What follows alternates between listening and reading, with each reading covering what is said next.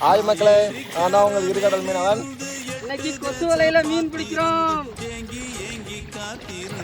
Video பார்த்துக்காருங்க, என்ன மீன் பிடிக்கிறோம்.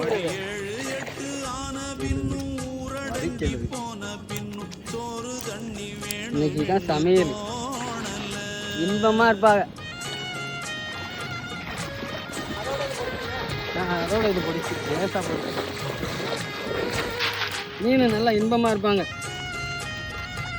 பெரும்பாலும் இது தோணியில தான் மாட்டேன்.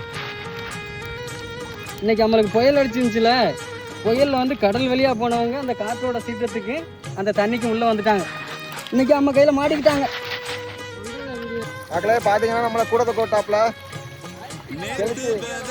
கெளுத்தியை பிடிச்சாச்சு.